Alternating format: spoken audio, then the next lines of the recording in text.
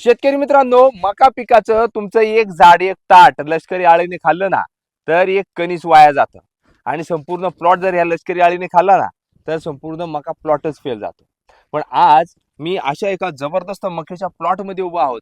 शेतकरी माझ्यासोबत आहे ज्यांचा प्लॉट अतिशय हिरवागार, ना लष्करी आळीचा प्रादुर्भाव, ना पोंग्यामध्ये लष्करी आळी, ना पानांवर छिद्र, असा जबरदस्त प्लॉट. मग शेतकऱ्यांकडनं जाणून घेऊया नेमकी काय जादू केली आहे तुम्ही, तुमचा प्लॉट एवढा जबरदस्त आलाय. नमस्कार मिलिंद भाऊ, नमस्कार. मी विजय चव्हाण. आज प्लॉट आहे माझा मक्याचा प्लॉट आहे. आज 2 महिन्याची मका झालेली आहे. मला सुरुवातीला लष्करी आळीचा प्रादुर्भाव जाणवला होता, पण मी लगेच 2 दिवसात निर्णय घेतला आणि कॉर्टिवा कंपनीचं डेलिगेट हे औषध आणलं. ते 200 लिटर पाण्यात 100 मिली फवारलं.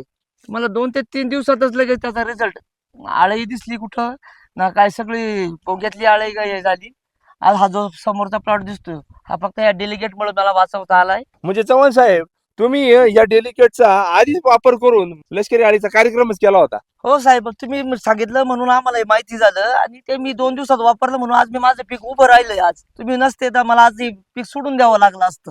आज डेलिगेट कंपनीचा एवढा भारी रिझल्ट आहे. आता शेतकरी मित्रांनो, शेतकऱ्यांच्या माहितीनुसार मलाही लक्षात आलं की मका पिकाच्या लष्करी आळीवर नियंत्रण मिळवण्यासाठी आपल्याला ह्या डेलिकेटच्या 2 महत्वाच्या फवारण्या करायच्या.